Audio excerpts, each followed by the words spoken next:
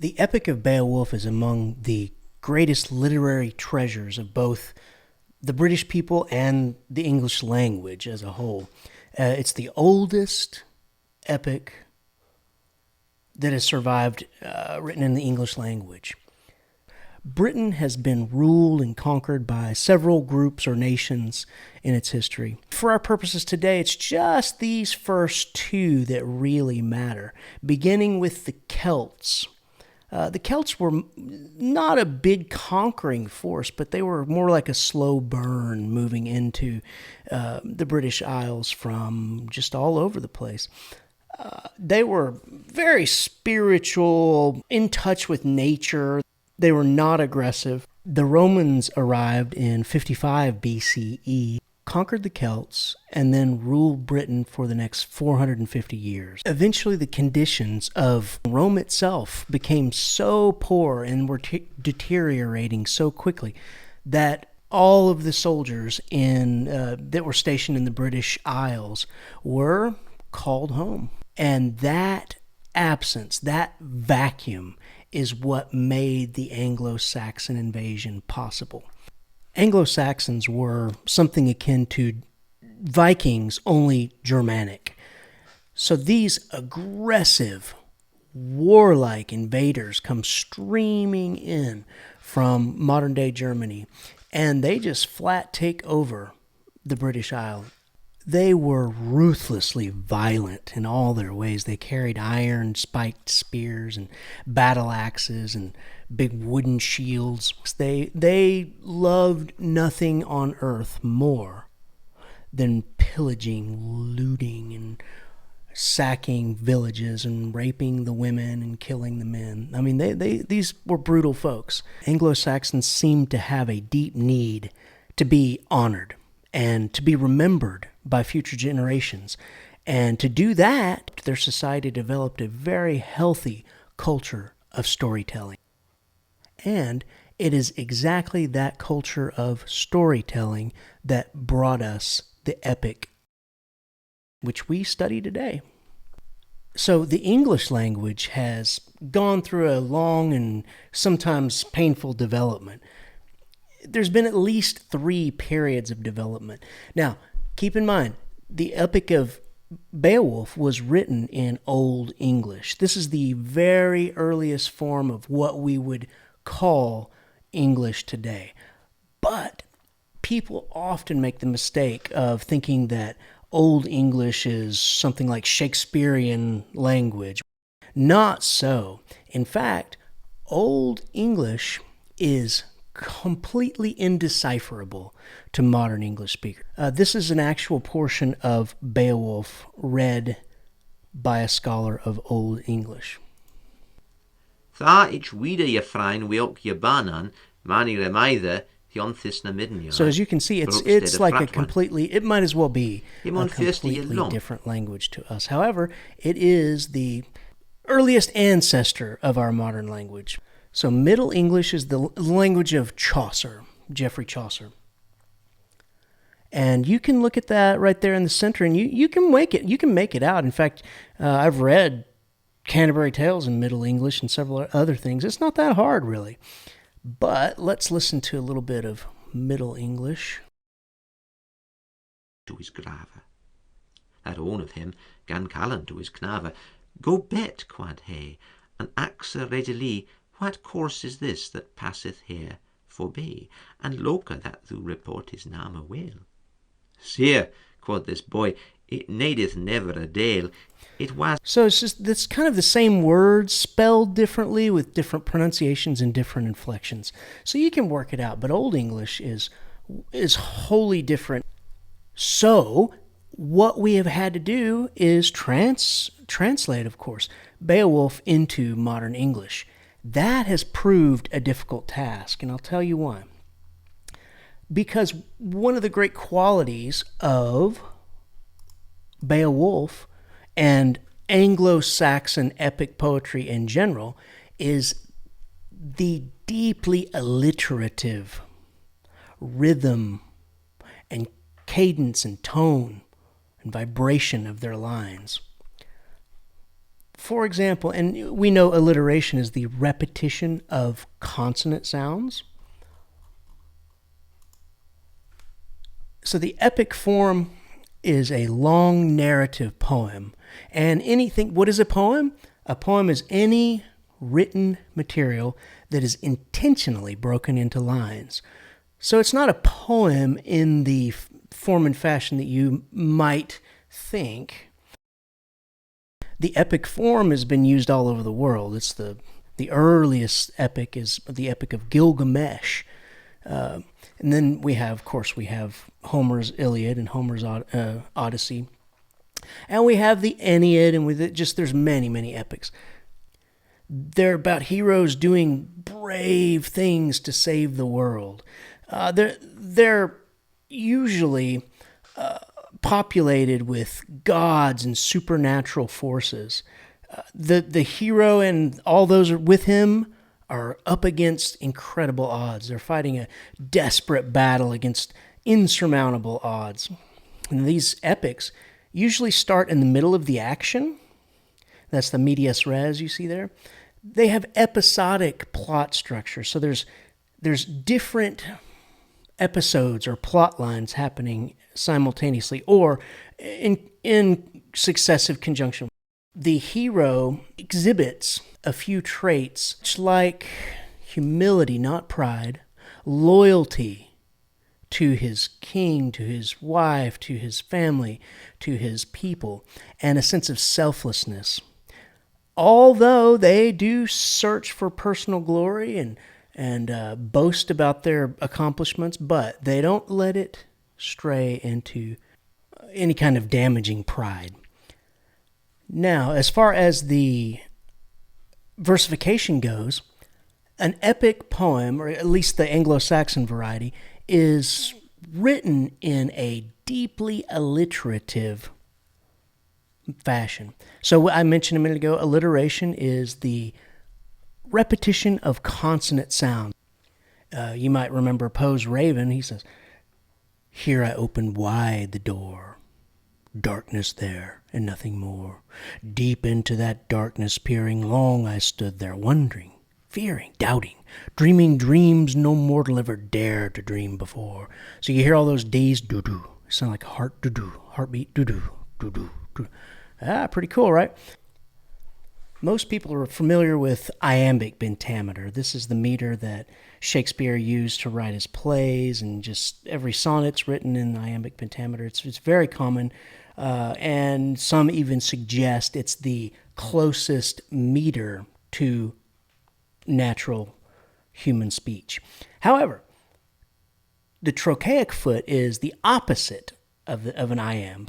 An iamb is an unstressed syllable followed by a stressed syllable. That might sound like da-dum, da-dum, da-dum, da-dum, da-dum, da-dum. That'd be iambic. But trochaic is dum, da-dum, da-dum, da-dum, da-dum, da-dum. That sounds a whole lot more intense, doesn't it? So that intensity helps create the tone you would want in a epic poem, recording the deeds of great heroes and slaying monsters and whatnot. But in addition, that rhythm, that kind of cadence, the dum da dum da dum da dum. So that sounds perhaps like some very common things, even for the Anglo-Saxon world. The rhythm of a hammer, the blacksmith banging the anvil, perhaps, or the heel beat of a column of soldiers marching. In Anglo-Saxon literature, these three figures of speech are used extensively. The kinning is the one you may have even heard about before. It is combining two kind of unassociated nouns to make a new name for something, usually something that's very common. For example, you can see there, for sea, they used the term whale road. Always with this intensity. Or for the sea, the swan's way. For your joints, they call them bone locks. The sun becomes sky candle, and icicles are water ropes. One other thing about Old English that's kind of astonishing to me is that it is a phonetic language, meaning every syllable is pronounced by the letters that are there representing it. No silent letters, in other words. So if they were to say the word knight, as in a warrior, they would say Knockdict. Or the word knife, knifey. Or swords, sword. Okay. They use synecdoche, and that is substituting a part for the whole, meaning if you want to come up with a new name for your ship, we'll call it the keel. Has the keel been repaired today? All right. So in the ranching world, they say, how many head do you have? That means, so see, you're taking the cow's head and taking the name of that part of it and making it stand for the name of the whole. Another device is metonymy, and that is kind of like a metaphoric usage. So you just take one word that is not the actual thing you're trying to describe, and you supplant that name for it. You can see there, it's not the king, but the crown. It's an associated word, not my sword, but where is my iron? And all that to lead up to a short introduction to Beowulf. Beowulf is an Anglo-Saxon epic. It was written in Old English originally. It's composed orally at first and then recorded later on, maybe in the 10th century. It was a manuscript that survived the Great Fire of London, 1731. It tells of the adventures of Beowulf. Beowulf means bear. He is a Swede. Now it's called a Geat in the epic, but generally he's from the area of the world that is Sweden today, and he is coming to the aid of King Hrothgar, who is a Denmark. He's a king in Denmark. All right, so there is a horrible monster named Grendel that is sacking the mead hall every night and killing a bunch of men, and Beowulf has to go and see if he can rectify that situation. The episodic nature of Beowulf can be seen in the three different battle scenes. You have the first one, which is Grendel, then you have the second one, which is Grendel's mother, and then the final battle, which is with the dragon. Beowulf is to England every bit as important as the Odyssey or Iliad is to the Greeks, in that it is the earliest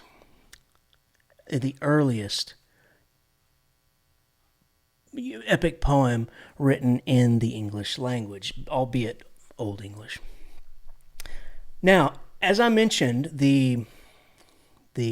both the Old English language and the particular style of the Old English bards, or shops as they call them, was to use much alliteration and to use a caesura, which is a natural pause in a line of poetry, to break up pairs of lines. Now, this is very difficult for modern translators to do. The translation of Beowulf has always been kind of like the holy grail, you know. So the person who so far has done it the best, to my taste anyway, is Irish poet Seamus Heaney, and he actually was awarded the Nobel Prize for Literature. Wow. Yeah. So Beowulf takes place, like I said, in what it would be today's Scandinavia. Beowulf is from Geatland, or he's a Geat, and King Hrothgar is here. Now here's Heorot. This is the mead hall that Grendel is tearing up and murdering all the soldiers in every night. Yeah, so we have several traits in Beowulf that reinforce the idea of the epic hero. What is it? Bravery. Oh, yes. Plenty of bravery exhibited by Beowulf. He's physically strong sometimes. I mean, he is superhumanly strong. Dude can fight a battle underwater for 4 days without breathing. I mean, come on. He's intelligent? I guess so. And he's very loyal, certainly. Yep. And here's a quick character map. No time to go through all the characters in detail. Here's another one. Here is an image of the Beowulf manuscript that was damaged in the fire. You can see the edges are a little bit charred there. Now, as far as themes, Beowulf, I would say the majority of epics illustrate this set of themes, really. The heroic code, the soldier's code, the honor among warriors, the honor of king to subject. Yeah, that's this heroic code. Good against evil. Now, there is one interesting thing about Beowulf. There's lots of interesting things, but Beowulf particularly, it was written at a time when Christianity existed simultaneously with the old pagan religions. So you'll see clear examples, symbols and allusions to both religions in Beowulf. But no matter which they're using, the message is the same, that good triumphs over evil. Loyalty is a big one, certainly. Bravery, generosity, hospitality to others, and I would say even charity to others. Death. Yeah, believe it or not, there's lots of death in these things. And so obligation of a ruler to those he rules or she rules. Qualities of good leadership. That is the thing that I take most from it, is this idea of how to be a good leader. And finally, the one that I think is least helpful for us in our daily lives is the revenge. Revenge. So those are the themes. Now, I want to just say one more thing here.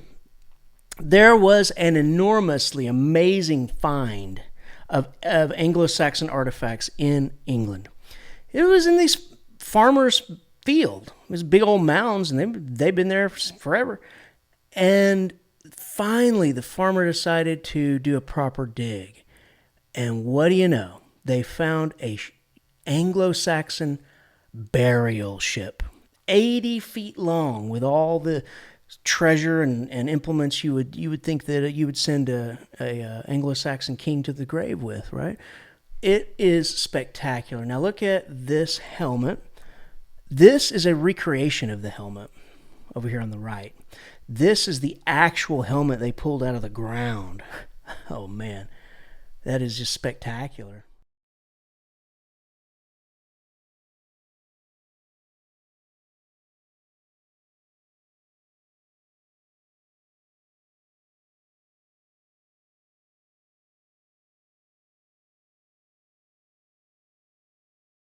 Notice they're all about drinking. The first thing they say about Sheepson is that he is a wrecker of mead benches. I find that funny. A wrecker of mead benches. It means he parties so hard and gets so wasted that he just wrecks the mead benches. Woo! What a name, wrecker of mead benches. So mead is it's like beer. It's more fermented and it's made from honey and water. And by all accounts, they got wasted on it every night that they possibly could. And they also mention wine in here. But the mead, it's a big deal. It reoccurs in tons and tons of literature. I did some research on it last night. Turns out it goes back, the earliest mention or no, it's not mentioned. The earliest they've actually found evidence of mead is 7,000 BC in China. So it just goes to show you, everybody has been getting wasted every night since the beginning of this damn thing, drinking mead and beer and everything else. So yep, that's what they did in their mead halls. And the mead hall was like the center of town, and it was the bar and guest quarters and everything all combined, throne room. And I can only imagine the shop in the mead hall. You know, the melodrama, I have almost Telemundo type of melodrama, just strumming the harp, and even just the first word of the epic. So. It starts with so, and it's so, period. I mean, if that's not haughty and ostentatious, I don't know what is. So I want to key in on this one thing. There are some isolated moments of wisdom, like on page 43, line 24, it says, behavior that is mired. Back up. Behavior that's admired is the path to power among people everywhere. And I think that's so true. Like if you want to lead, God, you got to lead by example. There's just no getting around it. You got to lead. You got to win. You can't demand respect from people. You have to win it. You really do. I could tell you some stories about being in the military and stuff like that. But yeah, you can't just say, you will like me, or you whatever. You really have to earn it. And behavior that's admired is the path to power. Because when people see you doing right and doing the good, living the good life and doing good things, they say, man, I have such a hard time doing those things. Maybe I should listen to whatever this person says. I think this is an example of, how to say it, the misogyny, the women hating that must have gone on in their society. Romantic love does not occur in any Anglo-Saxon text. So check this out. Then it fell to Beowulf to keep the forts. He was well regarded and ruled the Danes for a long time after his father took leave of his life on earth. And then his heir, the great Halfdane, held sway for as long as he lived, their elder and warlord. He was 4 times a father, this fighter prince. One by one, they entered the world. Harothgar, Hrothgar, and the good Holga. And a daughter I've heard, who was Onila's queen, a balm in bed for a battle-scarred Swede. So look at that. The guys have names and heroic deeds, but the daughter is an afterthought. Doesn't even have a name. It's like, oh yeah, I think there was a daughter too, and she was good in bed. Not even dignified with a name. Wow. Good grief. I mean, I'm sorry, ladies. I'm sorry. That sucks. It sucks. But then later on, the queen, Hrothgar's queen, she speaks, and she seems like she wields a lot of respect and power. So there is that. Okay, good. Now, moving on. So in this epic, they don't bury it. They set it out to sea. And it ends like, no one knows for certain who salvaged that load. See, somebody found it, right? Very prominent Christian images. And one interesting thing to me is when I first started studying this a while back, the dominant theory was that it was written by a pagan shop. And then when it was being transcribed by the Catholic monks later on, those Catholic monks inserted all the Christian elements that they weren't in the original text. I think it's interesting that now they think that it was written by one poet who was a Christian. Pretty cool, huh? Yeah, because it is infused so well. Like the pagan and Christian images are so, I mean, you'd have to really almost rewrite the whole thing to get to get it. But Grendel and how Grendel's from hell, from the devil, like, right? So the poet likens Grendel to Cain, and then being outcast and being made to kind of wander and suffer in your own misery. Yep. And it ends with, "Oh, cursed is he who in time of trouble has to thirst his soul in the fire's embrace, forfeiting help. He has nowhere to turn. But blessed is he who after death can approach the Lord and find friendship in the Father's embrace." Okay, good. Now, it's hard to keep all these people in a framework here, but Beowulf is a third child. So there's Hrethel, and then Beowulf's father was Ecgtheow, and so it's kind of like he's like the third generation down from the main Thane that we are introduced to in the beginning. Okay, so then Beowulf shows up, and he is beholden to his current Thane, which is Helgic. I can't say these names very well. Okay, so anyway, he goes there with Helgic's blessing. He goes to protect the Danes.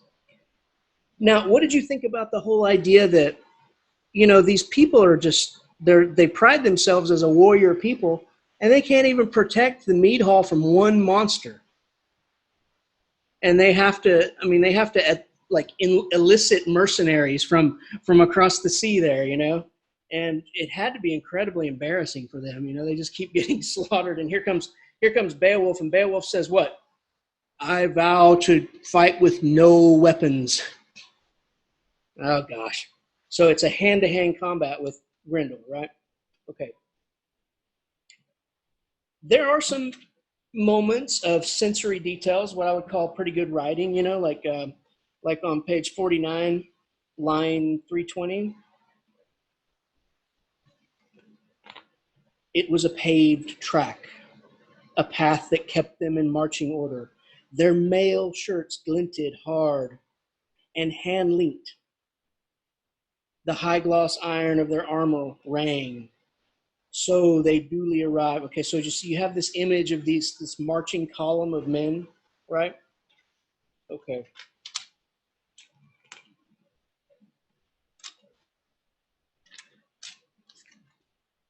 Beowulf takes the vow and says, "I will use no weapons."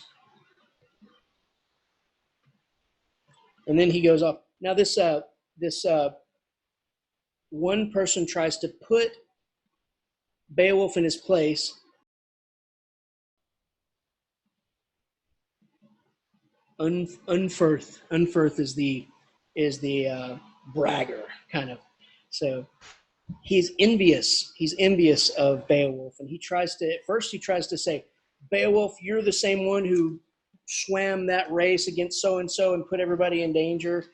And then Beowulf said, "Well, you've never done anything that I know about." So he really put him down. Okay. And then a little more wisdom here on page 54.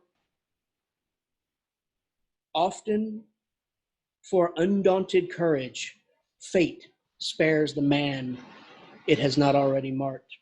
However, it occurred, my sword had killed 9 sea monsters." So it's like often, undaunted courage, for undaunted courage, fate spares. So it's like this is really the core of the Anglo-Saxon hero template, is that if you're brave enough, if you have enough bravery and confidence in yourself, then death will spare you.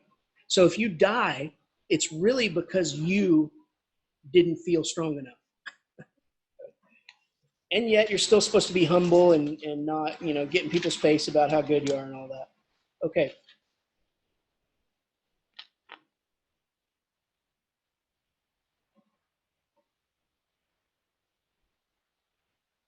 There is one section where a woman is glorified. I always like to show that on page 62. But now a man with the Lord's assistance has accomplished something none of us could manage before now for all our efforts. This is Hrothgar speaking.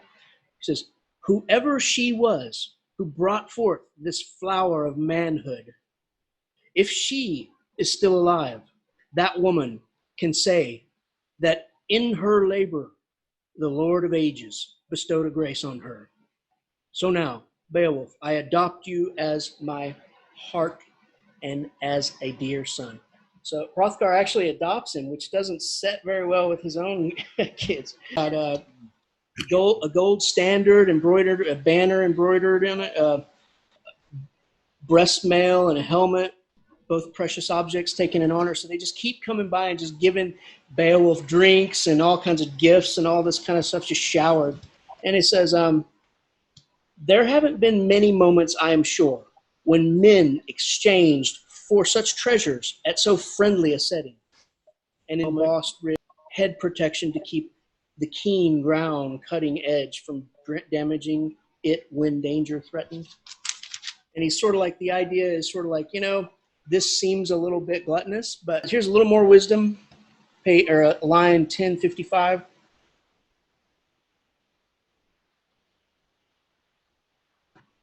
And compensation, a price in gold, was settled for the Geat Grendel had cruelly killed earlier, as he would have killed more, had not mindful God and one man's daring prevented that doom. Past and present, God's will prevails. Hence, understanding is always best and prudent, and a prudent mind. Whoever remains for long here in this early life will enjoy and endure more than enough. So he's saying, it's good to be understanding of other people. It's sort of like don't throw stones if you live in a glass house. Don't throw stones if you live in a glass house. Kind of don't be a hypocrite. It's kind of the number one rule, right? Number one rule is be nice. But number two rule is don't be an ass. Don't be a hypocrite. This epic is pornography for men without sex. And I say that because it is so overdone, overblown, over testosterone, if that's such a thing. Yeah, or here it is, page 74. I say porno of violence for men without sex.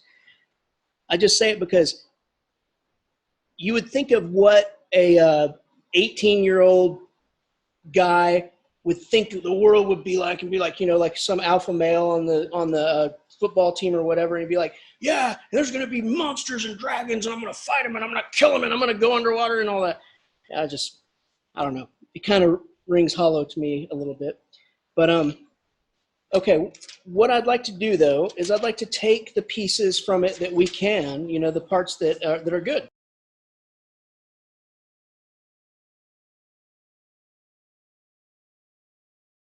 I included this little map it helps you keep the characters in order because they all sound like something to me, It's Helgic, Hocklith, Wheelthof, Hendred, Hunger. I'm just a little differentiation. So let's talk about the leader, the qualities of a hero. What do you think they are?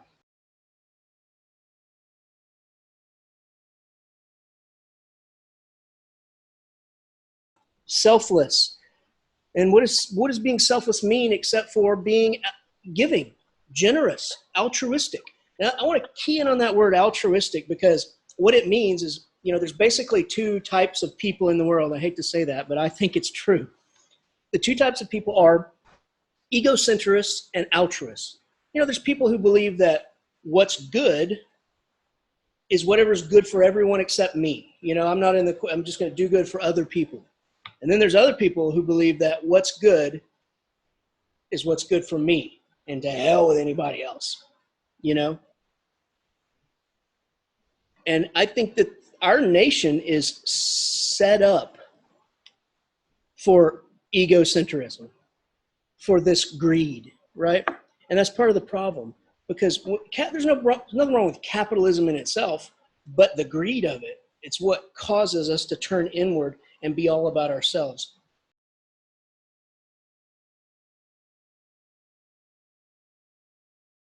Just the act of going there and fighting for him. He didn't have to. Now, some of it was self-serving, but I mean, you have to think about something. Even Mother Teresa, the most selfless human being ever, right? She's in Calcutta taking care of the orphans. Wasn't some of that for her? Like somewhere deep in there, that's what she wanted to do, you know, and that's what made her feel fulfilled in the universe. So maybe all acts are a little bit self-serving, but it's when they become destructive to other people, that's when the problem happens, right?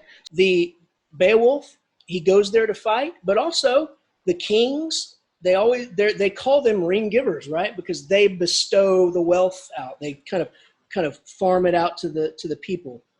That's an act of selflessness.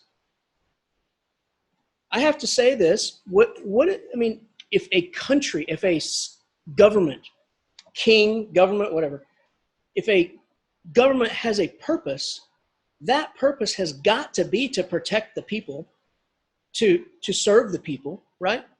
I mean, I can't think of any other purpose why a government would exist. It has to be to help the people. First there were people, right? And then they formed a government to help them be people together. Not the other way around. There wasn't some government that fell from the sky and then there's these pesky people they have to worry about. Kind of like I think of cops. Cops somehow believe sometimes that somehow there's cops and then the people are just a nuisance, you know, like, oh God, we got to deal with these. Your whole, that's what you do. Like, that's why you're a cop, is to help us, right? So I'm just trying to say that the function of government is to take care of its society, right? I mean, that's it. And that's that generosity thing. And it goes back to being a public servant. So you got to be a public servant. If you're not a public servant, what does that mean, public servant? This act of generosity, this act of selflessness, this act of altruism, that's the primary trait that you would want in a leader. Because as soon as the leaders become greedy, turn inward, then things start to go bad, right? And we see that here in the epic. Okay, bravery. How important is bravery in our world today, do you think? It's a different kind of bravery, I think. Like some people would say you're being brave right now. Being in school, taking college courses, high school ones, you know? I think 90% of life is showing up. I mean, everybody is afraid the first day of volleyball or the first day of whatever, your new job or anything, your first date, your first kiss, your first whatever. It's all terrifying. But 90% of life is just showing up, just being there. And if you just tell yourself, I'm just going to take that step, I'm just going to show up, then things start to fall. Life is a whole series of showing up, you know? And if you'll realize people who get the promotions and the positions, they're not necessarily the best. They're just the ones that kept showing up, you know? And so some people would say that bravery today is about that. I mean, there's a whole lot of stuff we do in this world. There's a whole lot of social situations and, oh my gosh, it just goes on and on with. So bravery today, a lot of times, is having the courage to say things that are unpopular.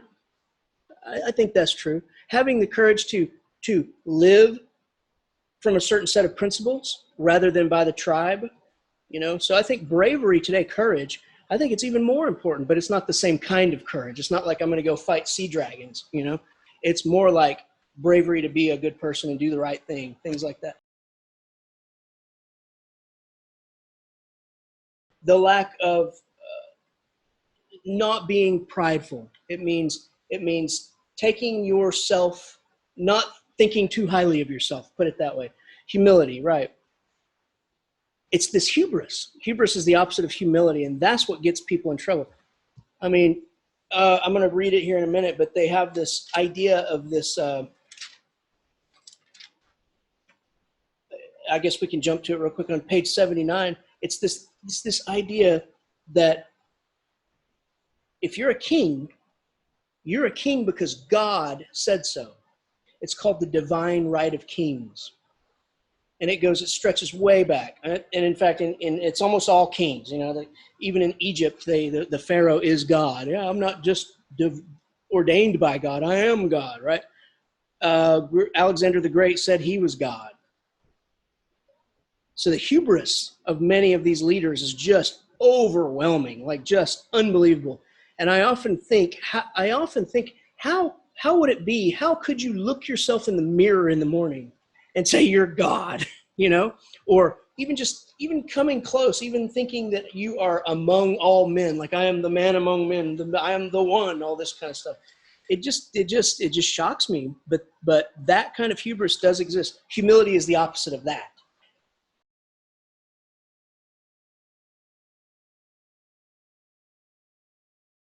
To be a good leader, number one, you've got to admit your faults first. Number one, admit your faults. I have this little story.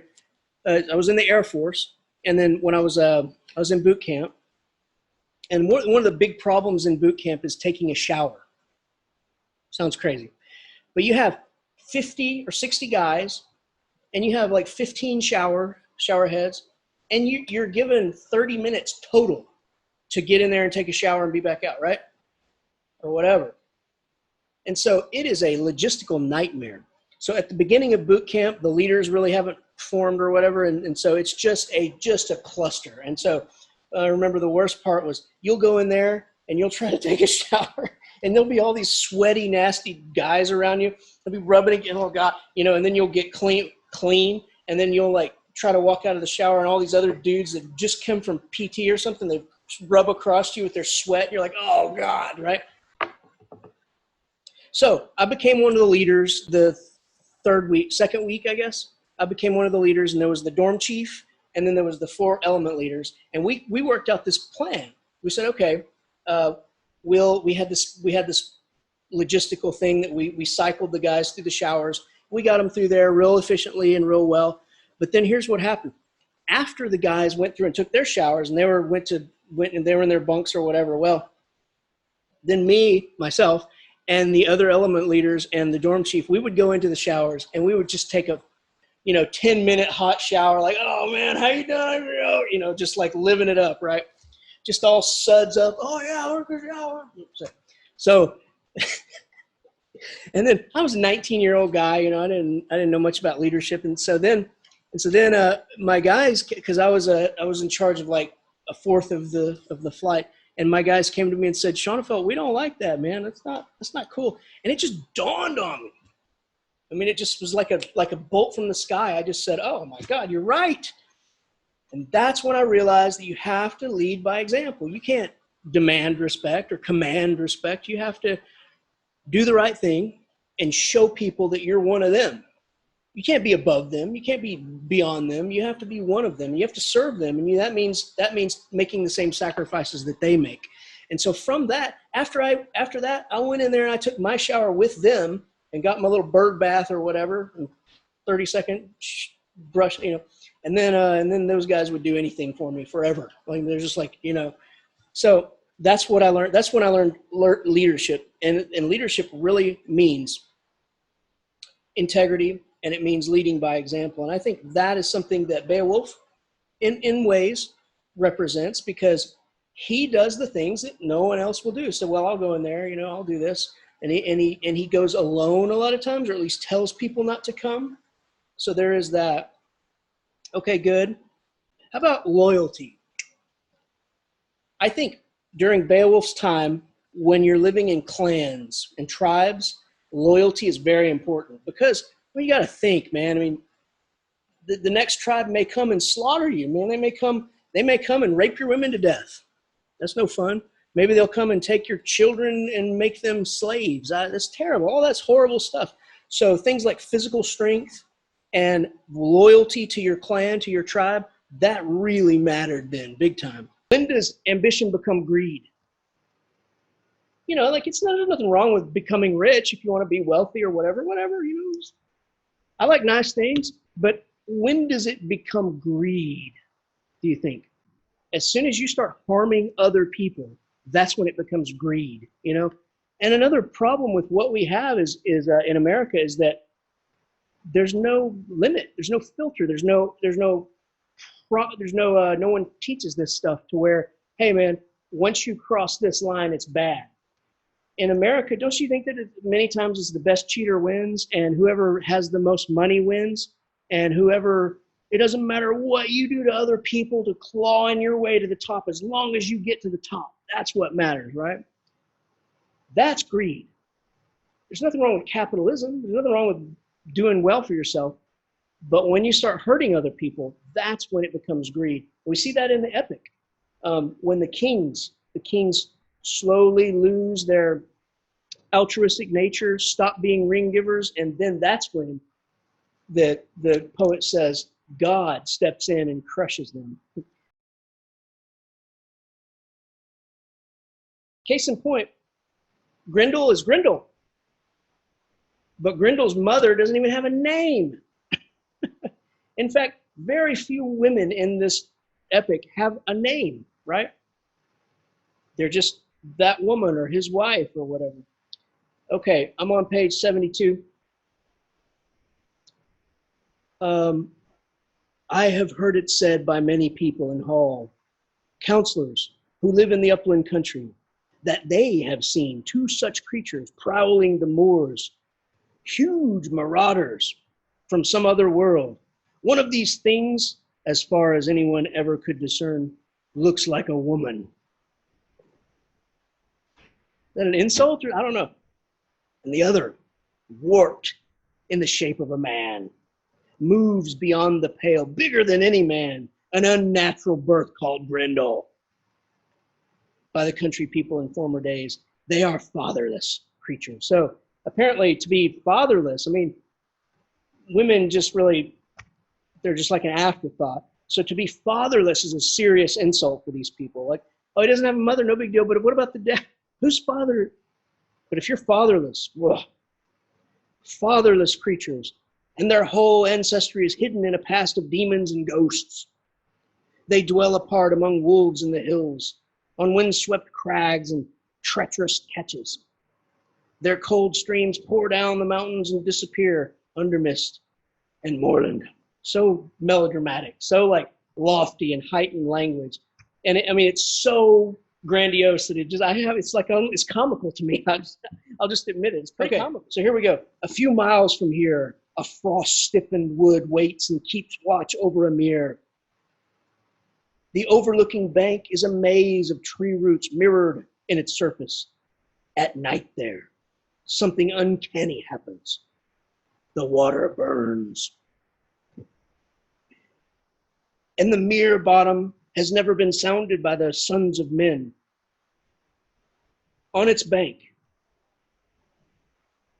the heather stepper halts. The halt in flight from pursuing hounds will turn to face them with firm set horns and die in the wood rather than drive beneath the surface. So the animals won't even go there. They'll just, no, that is no good place. The understatement of some of this stuff, that is no good place. Like you have to tell it. The wind, when wind blows up the stormy weather, makes clouds scud and skies weep. The skies literally cry above this place. Out of its depths, a dirty surge is pitched toward the heavens. Now, help depends again on you, as Beowulf again. He says, go fight this creature at the bottom of the lake if you dare. Okay.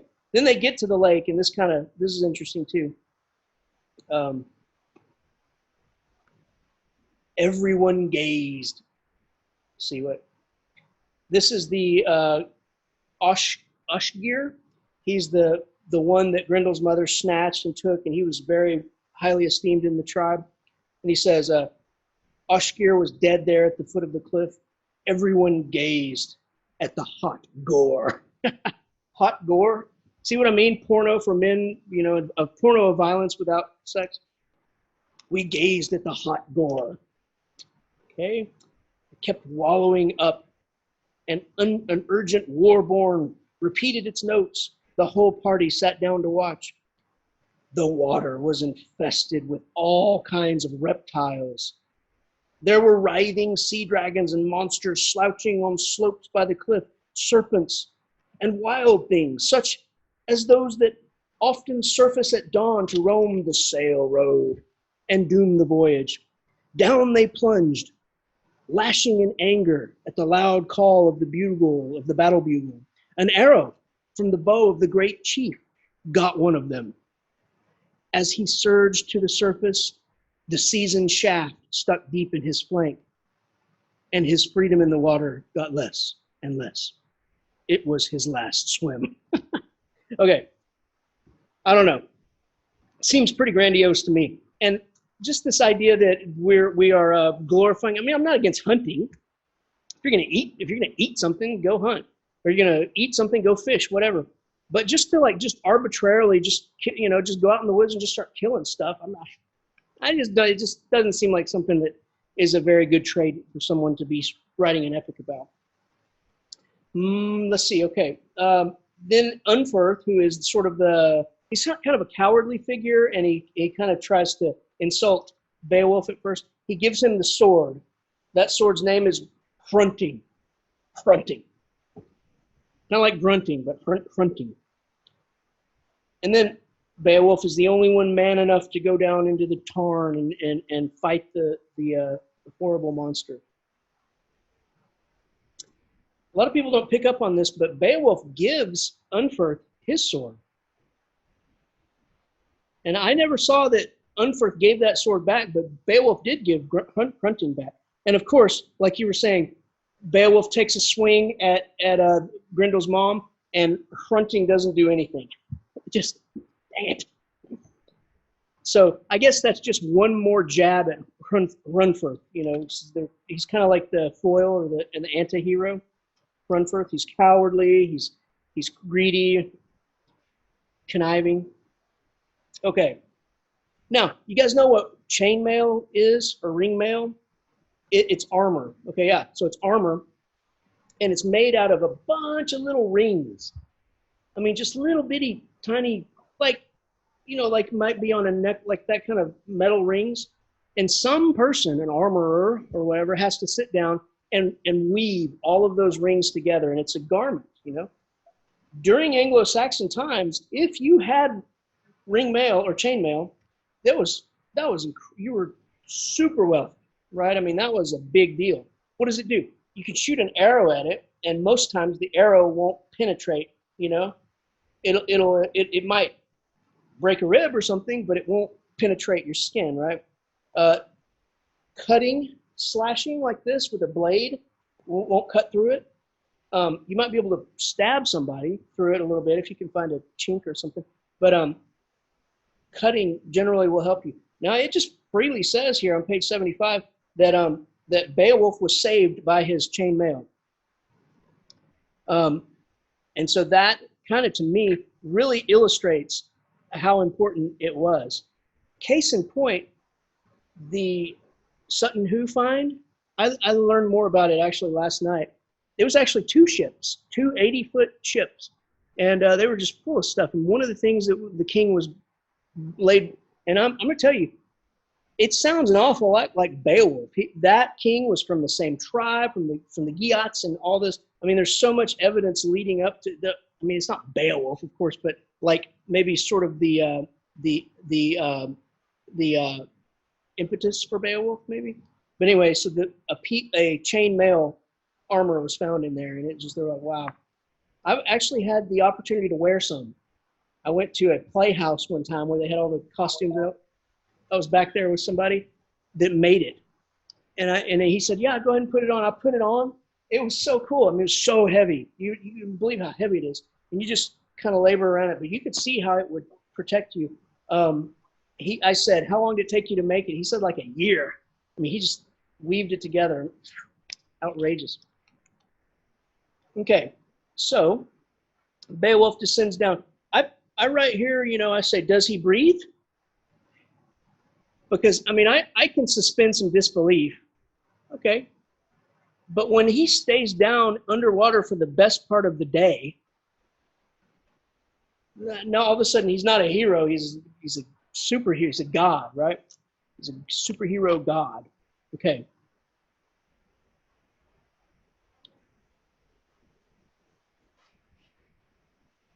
He calls Grendel's mom a tarn hag.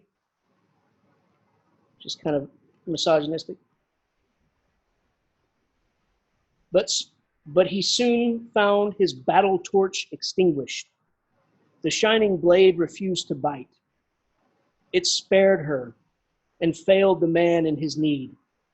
It had gone through many hand-to-hand fights, had hewed the armor and helmets of the doomed. But here, at last, the fabulous powers of that heirloom failed. That was fronting, failed. Okay. Now, page 76, about halfway down, says, then he saw a blade that boded well, a sword in her armory, an ancient heirloom from the days of giants, an ideal weapon, one that any warrior would envy, but so huge and heavy by itself that only Beowulf could wield it in battle. Okay, so here we go. Only Beowulf can take this giant's sword and wield it against Grendel's mother.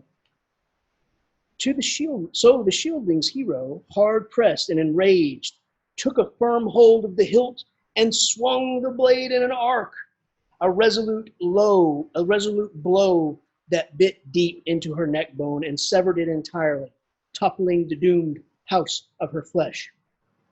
She fell to the floor. That's it. Like, that's all. That's all you get. That's it. The mother with no name dies a kind of unremarkable death. You know, the sword dripped blood, and the swordsman was elated. I mean, we could talk about good writing and bad writing, and you generally don't want to use a lot of to-be verbs. Was elated. No one knows. What is it? That's not very descriptive, you know. Show me his face. Show me how elated he looks. But the swordsman was elated. Okay, great. So now we got to move on. Okay. So he cut off the head, took it back as a kind of as a trophy, but also as proof that he killed her, because it's no good unless you have the story to tell, right?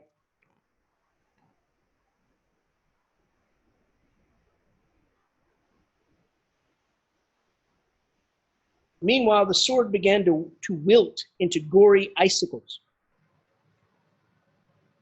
to slather and thaw.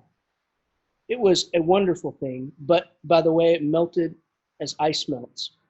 When the Father eases the fetters off the frost and unravels the water ropes, he who wields power over time and tide, he is the true Lord. Okay, so moving on. He actually gives the sword to Hrothgar in Heorot, so he is generous. And then, of course, Hrothgar is very generous to him. He basically comes and he says, here's my treasure, just choose and take whatever you want, you know? And that's pretty good, pretty good.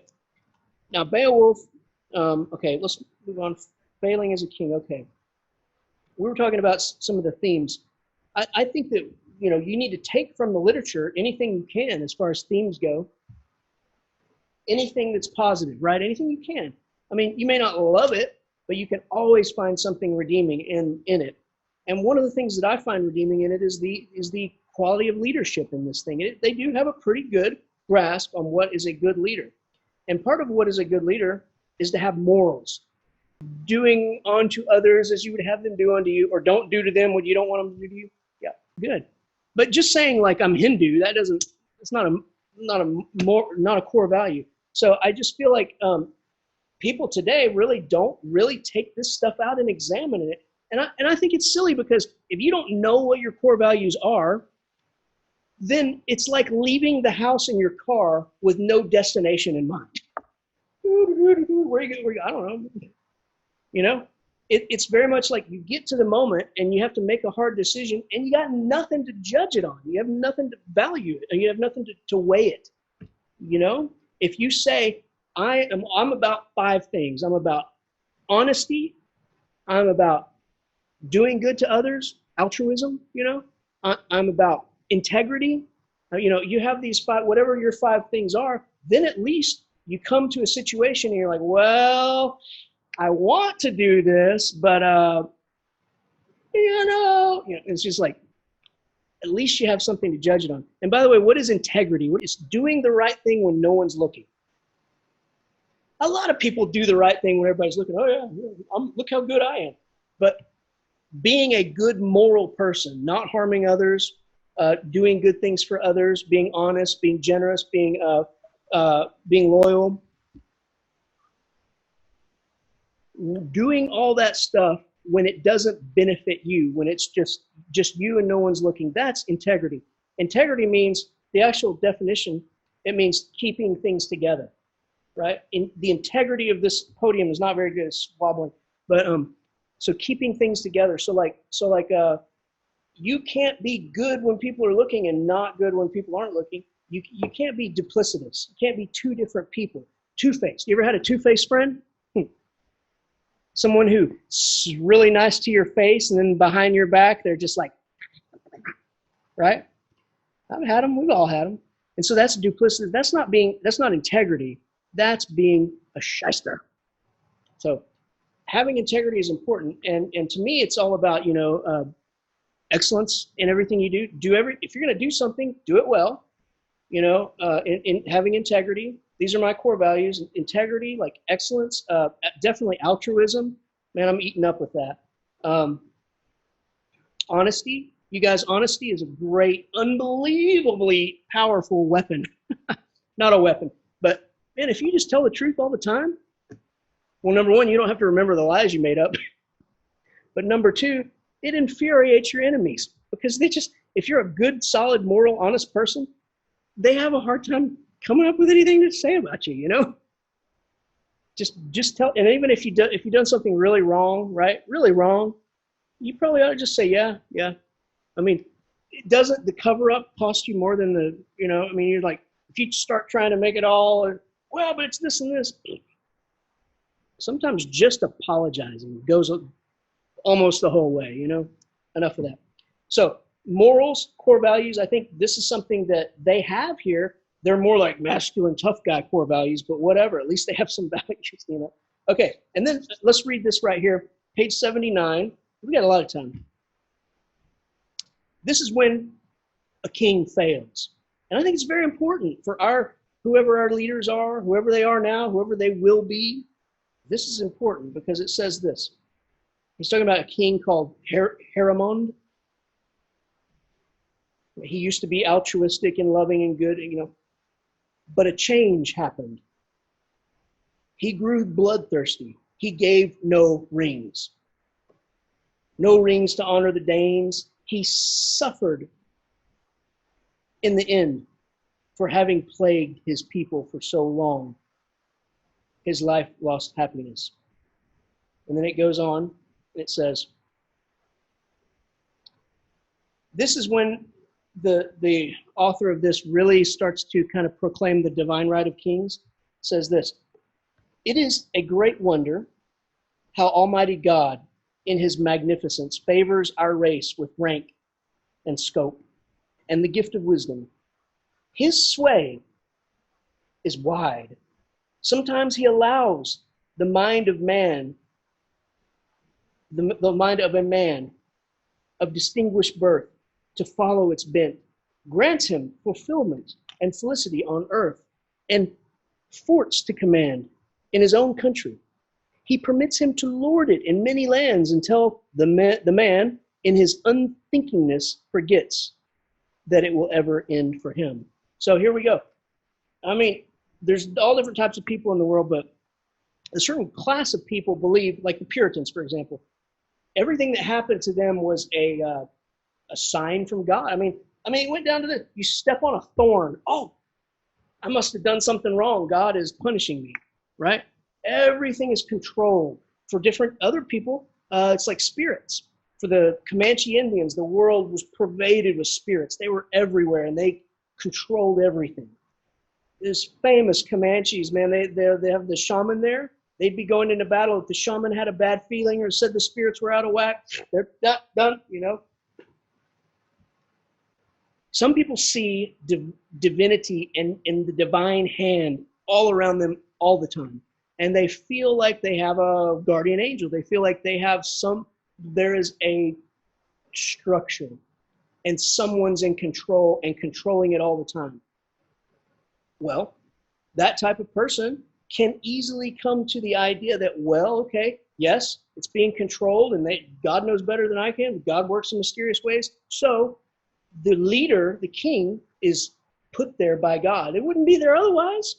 And so that gives these leaders this divine right and power. It's thundering. But this author, this says that it only goes so far, because as soon as that leader ceases his altruistic deeds, giving rings, bestowing wealth, bestowing privileges and honors, before I get to that, it really scares me about this rank, because it's almost like a caste system. The writer almost wants to promote the idea that God ranks us. And that sounds awful lot like the Hindu caste system, to where you're all, if you're born an untouchable or whatever. And that's not good. It's very racist, very discriminatory. But anyway, as soon as the king quits being altruistic, that's when things turn for him. He says he indulges his desires. He takes long showers when he shouldn't. He indulges his desires. Illness and old age mean nothing to him. His mind is untroubled by envy or malice, or the thought of enemies with their hate-honed swords. The whole world conforms to his will.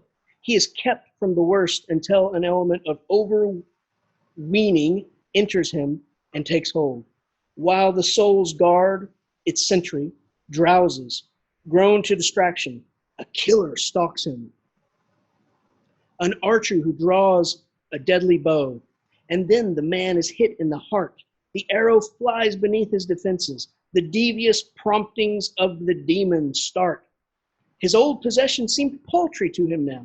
He covets and resents and dishonors custom and bestows no gold. And because of good things that the heavenly powers gave him in the past, he ignores the shape of things to come. And finally, the end arrives, when the body he was lent collapses and falls prey to its death. Ancestral possessions, the goods he hoarded, are inherited by another who lets them go with a liberal hand. Okay.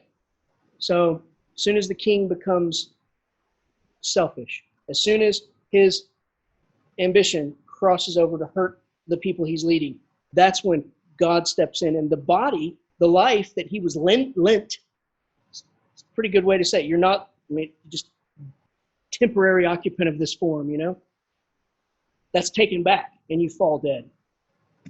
Oh, flower of warriors, beware of that trap. Choose, dear Beowulf, the better part, eternal rewards. Do not give way to pride. For a brief, while the strength is in bloom, it fades quickly. All right, two things. What is pride, you guys? What is that? Overly self-assured, I'm the best one. It's like I was talking about with, being able to look at yourself in the mirror and say, I'm God, that kind of thing. That's pride, right? You guys did pretty well on that quiz. I think if you make 100 on the quiz, you ought to be proud of it. If you win first place in an art contest or something, you ought to be proud.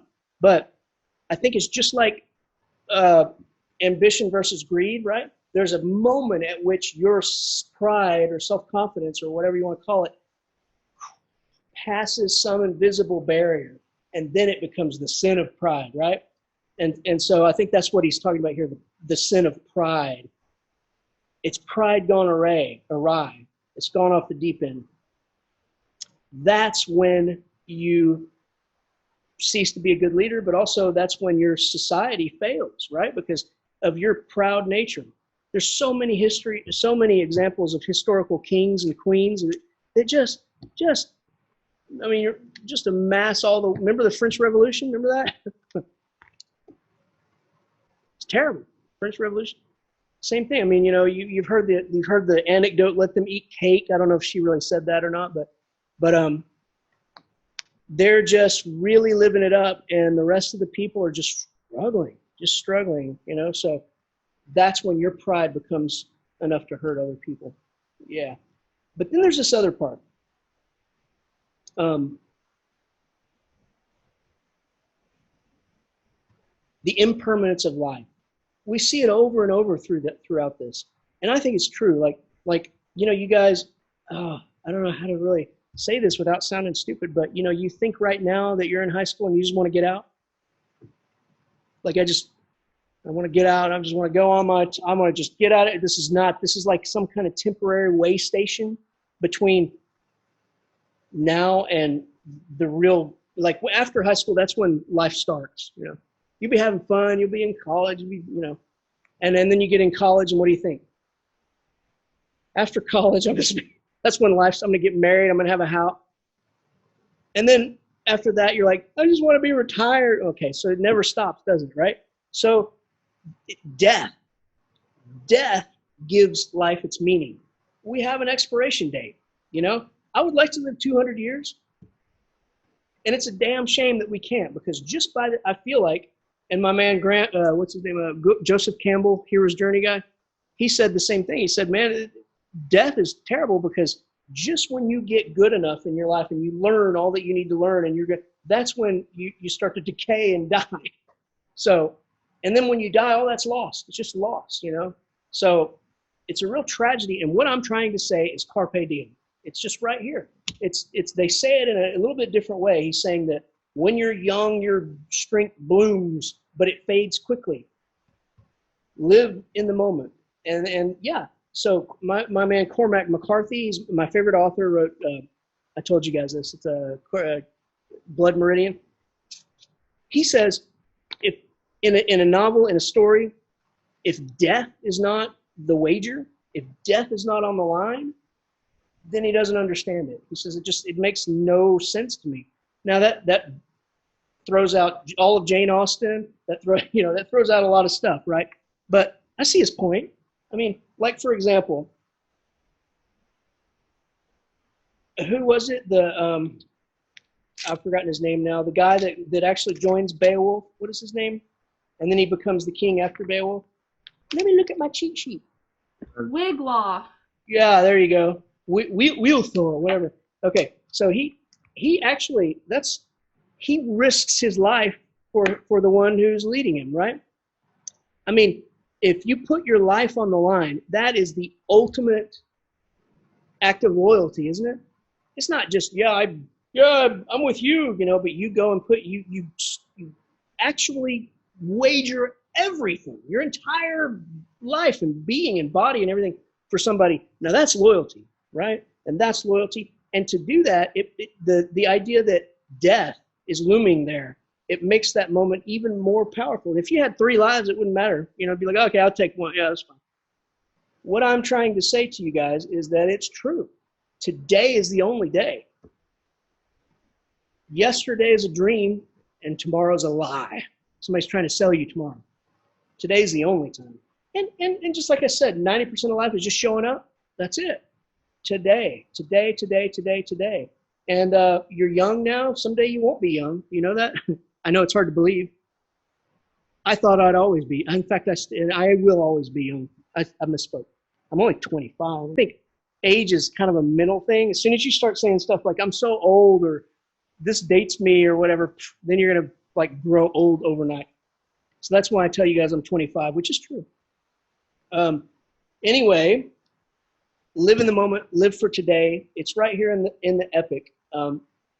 When you're young, it's interesting because when you're young, you don't have the wisdom that you'll have later, but you have this fluid intelligence. You're able to come up with these new ideas, make new connections, and it's really wonderful to witness. There's a sweet spot. It's when you're about 30. It's when they both come together. That's good. Okay, so we go on, and now we have to fight a dragon, right? And I highlighted this. It said on page 89, Beowulf bore himself with valor. He was formidable in battle, yet behaved with honor and took no advantage. He never cut down a comrade who was drunk. I mean, I said they had core values. That's one, I mean, say, look, I never killed anyone that was drunk. Come on, God. They were all completely sober when I killed them. Yeah. I always kept my temper. This is the warrior that he was, watched and controlled as God sent strength. And he and his outstanding natural powers. Now, it says something very interesting on page 89. It says, he had been poorly regarded for a long time. So in some kind of way, Beowulf had a wayward youth. Like he wasn't well thought of before this whole epic. Who would have thunk it? It never elaborates on that. We don't know what and where and when and why, but it says he had been poorly regarded for a long time by the Goths. But if you take anything away from this story, it's never kill a drunk comrade. Okay?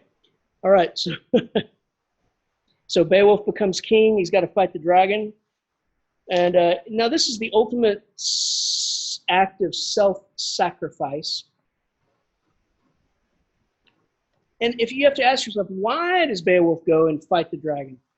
Well, it's to make his people rich. You know, that's what he wanted to do. Like when he's lying there dying, he says, "Oh, just let me see the horde one time. You know, I just want to see the gold that I've given to all my people by doing this." Okay.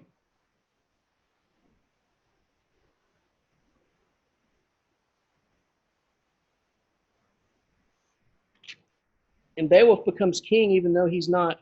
Like another act of humility we could see, like being humble, is when the people begged him to become king, but he wouldn't because the rightful heir was still alive. And his name is...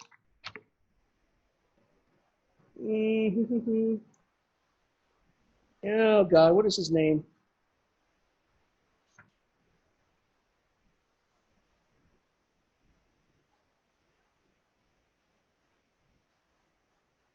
Oh, it's Heardred, I think. Yeah. Anyway, he wouldn't do it. He said no because he's still alive, and so he just he said no. But then one thing leads to another. An old boy dies, and so he becomes king. Okay, the Impermanence of Life on page 98 says okay,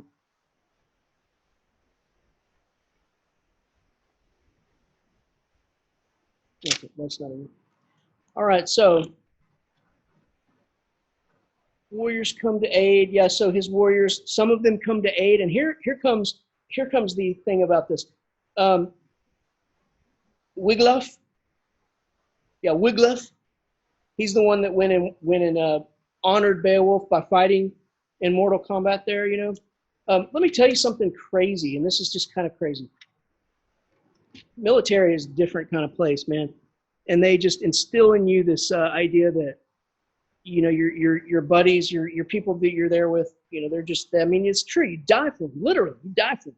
Like when I was in places, I mean, Kuwait, Colombia, I mean, we would die for any of those people. It was like just a brotherhood, a comradeship beyond anything I've ever experienced anywhere else. Let's put it that way. I mean, you all have the same experience. You come through the service in the same kind of ways, and you have the same kind of skills and jobs, and you shoot big guns together and all that. I don't know. And then, but then it's interesting how, and that's good, we need to protect the country, but it's interesting when there is a war that is not particularly a good war, you know? And you ask people, you know, you're like, well, what are you over there doing? And you know what they always say? It's outrageous. They say, I'm there to protect my buddies. That's no reason to fight a war, you know, no reason at all, but it kind of becomes that. And we see that here when Beowulf's warriors go and aid him, but then some of them don't, and they are branded cowards, literally. And then through a long thing, it says that there'll be another feud and this and that, and they try to overcome the feud. Let's see here. And then the treasure is there. It's goblets and everything. And they talk about how it took them. It was no problem to carry it, said. And Beowulf, this is his death. Page 100 says, it stuck deep in the dragon's flank. Beowulf dealt it a deadly wound. They had killed the enemy. Courage quelled its life. That pair of kinsmen, partners in nobility, had destroyed the foe. So every man should act, be at hand when needed. But now, for the king, this would be his last of his many labors and triumphs in the world. So it's just kind of, there you go, he's dying. And then he wants to see the treasure before he dies. And then here's his final death on page 102. It says, "You are the last of us, the only one left of the Wedgemongans. Fate swept us apart, sent my whole brave highborn clan to their final doom. Now I must follow them." That was the warrior's last word. Kind of melodramatic there. Okay. And then the other guys, the ones that ran off and didn't go, they're branded as cowards. And I was talking about the military. That is it. Like the whole thing works on public humiliation. In boot camp, those drill sergeants, they have this elaborate script almost, and they've got it down to a T. They can make you feel like a little greasy spot on the ground. I mean, oh my gosh. So before I became I had this one job called chow runner, and it takes nerves of steel, because you have to, so you have a marching flight and you're almost to the chow hall, right? They say, "Chow runner, go!" And you have to break ranks and you go and you run to the chow hall and you run in there. And then when you get in there, up at the head, there are about 10 drill sergeants sitting at a long table. And you have to do these elaborate facing movements just perfectly and go up there, and you have to stand there at attention, and you have to say this long script. "Sir, Shanafelt reports as ordered. Flight 391 approaches from the south angle of the building, 25 sold," and all this kind of stuff. And if you fault just stumble even a little bit, oh my God, it's called being ripped. And so the drill sergeants will stand up and literally come over to you with their Smokey the Bear hats, push it against your head, and scream at you and insult you in ways that you never knew a human being could be insulted. They'll insult your mother and your father and your unborn children. It's just, and if you did something really bad, then they have what's called wall-to-wall counseling, where you'll have multiple drill sergeants all screaming at you, and you just have to sit there and take it. And the whole chow hall is laughing at you. Yes. I mean, they're just all going, and that's why you do good job, because of public humiliation. We see it here with the cowards. They're branded cowards. And okay, good. So I think that's about it. Now, as far as the themes, I have morality. We talked about that. Leadership, loyalty. We talked about that. Now we have this idea of wealth versus Christianity, and it's a real struggle in this epic, because there are these new values of Christianity, and then there's the old pagan values. And the old pagan values are antithetical to Christian values. Now, true Christian values, I mean, you guys, I don't know what's going on today. You got Joel Osteen preaching the prosperity gospel, but if you just go and read the New Testament, just go read it. It's not long. It's not long. Jesus is the most down on wealth of any prophet I've ever witnessed. And so, I mean, a man comes to him and says, "I've followed all the commandments. What else do I need to do to get into the kingdom of heaven?" And he says, "Give up all your wealth." I mean, when's the one time when Jesus gets upset? Money changers at the temple. Tears it up. He says it's easier for a rich man to get into heaven. It's easier to thread a camel through the eye of a needle than for a rich man to get into heaven. And these things go on and on and on. Who are his disciples? The poorest of the poor people. They were fishermen, and not particularly good fishermen either. So, I mean, Jesus washed the feet of all the beggars, the prostitutes, all that. He's the most humble, he has the most humility. And he is not about personal aggrandizing or personal wealth or greed in any kind of way. And yet, a big part of this novel is about wealth. It's a novel, epic, is about getting the treasure, beating the dragon for the treasure, hoarding up all that gold, all the rings and things that the ring giver gives, and all that kind of stuff. So it's kind of, there is a tension there. There's certainly a tension there.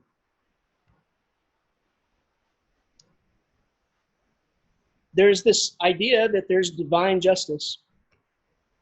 There's a good God. There's a God that takes care of us, benevolent God, and that God will step in when things go awry, which is, there's a big emphasis on tribal loyalty, revenge. Now, do you guys think revenge is a good trait? Well, you guys, I want you to know I'm not Christian, but a lot of what I talk about is from Jesus, and he says this. He says, when someone hits you, what do you do? Hits you on one cheek, what do you do? Turn the other cheek and let them hit you on that cheek. If they steal your coat, I think I'm getting this right, what do? Give them your pants. So it's this ultimate act of altruism and humility. And so what you're saying with greed is with revenge is the opposite. If someone hits me, I'm going to punch them back immediately and twice as hard. Sound familiar? I'm going to, if you kill me, and this has really happened back then, they had this blood feud. So if you killed someone from one clan, then they had a moral duty to go kill somebody from your clan. Well, then they killed, okay, now you have a moral duty to come, now it's this never-ending cycle. So they had what's called the death price. And they would pay, if you could pay the death price, then it would end that cycle. So I think revenge is just not a good thing at all. I mean, it's not a good trait for anyone to aspire to. It's like, I'd like to be the best at revenge. I don't know.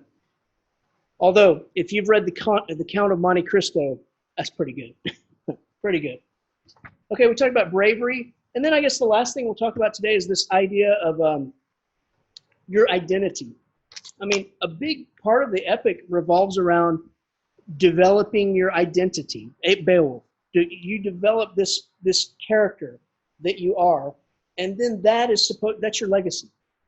And so I don't know how much, for me, I was never really, I'm a writer, whatever, but I never did it to be wealthy or famous. I don't care about people knowing my name. I just wanted to make a change in the world, help people. But here it seems to be that you just want to be remembered for any reason. And I think maybe that's the wrong idea, But I do think that there's